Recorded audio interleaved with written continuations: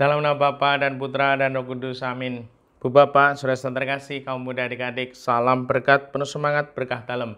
Kembali kita berjumpa dalam renungan harian hari ini, Jumat 10 November 2023. Pesta Wajib Santo Leo Agung. Kita akan mengambil dari Injil Lukas bab 16 ayat 1-8. Pada suatu ketika berkatalah Yesus kepada murid-muridnya, ada seorang kaya yang mempunyai seorang bendahara. Kepadanya disampaikan tuduhan bahwa bendahara itu menghamburkan miliknya. Maka si kaya itu memanggil bendaharanya dan berkata, "Apakah yang telah kudengar tentang dirimu? Berilah pertanggungjawaban atas urusanmu, sebab engkau tidak boleh bekerja sebagai bendahara lagi." Berkatalah bendahara itu dalam hatinya, "Apakah yang harus kuperbuat? Tuanku memecat aku dari jabatanku, mencangkul aku tidak dapat, mengemis aku malu. Aku tahu apa yang akan kuperbuat supaya apabila aku dipecat dari jabatanku sebagai bendahara, ada orang yang mau menampung aku di rumah mereka." Lalu ia memanggil satu demi satu orang yang berhutang kepada tuannya. Berkatalah ia kepada yang pertama, "Berapa besar utangmu pada tuanku?" Jawab orang itu, 100 tempayan minyak. Lalu kata bendahara itu, "Inilah surat utangmu, duduklah dan buatlah surat utang lain sekarang juga 50 tempayan. Kemudian ia berkata kepada yang lain, "Dan saudara, berapa utangmu?" Jawab orang itu, 100 pikul gandum.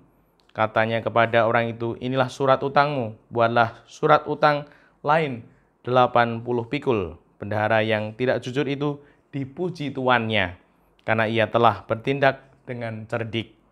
Sebab anak-anak dunia ini lebih cerdik terhadap sesamanya daripada anak-anak terang."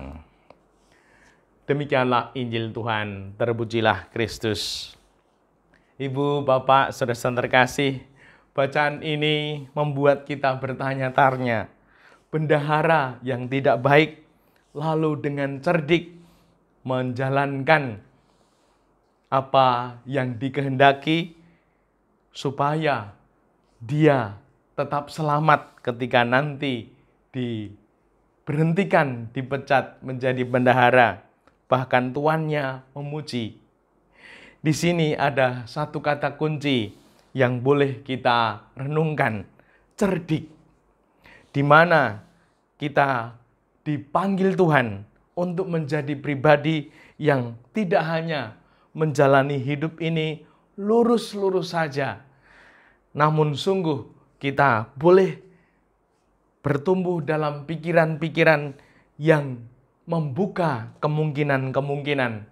Maka di dalam Injil ini kita dipanggil yang pertama untuk terbuka akan kemungkinan-kemungkinan baru yang ada dalam hidup kita ini. Sehingga kita tidak membatasi bahwa ada cara lain, bahwa ada kemungkinan lain, ada jalan lain, bahkan menemukan sesuatu yang baru.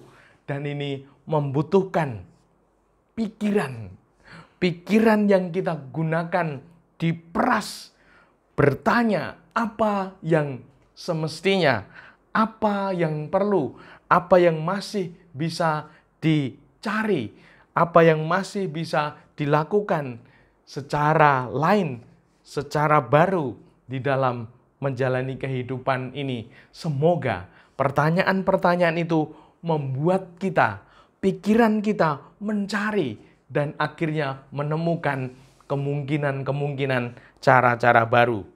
Maka yang kedua, dalam menjalani kehidupan ini, janganlah kita kaku, membatasi diri, namun sungguh terbuka dan fleksibel atas hal-hal yang mungkin belum pernah kita alami, lalu itu menjadi suatu kemungkinan, lalu kita coba, kita berjuang, sehingga hal-hal yang baik, bahkan mungkin hal-hal yang sungguh luar biasa akan terjadi.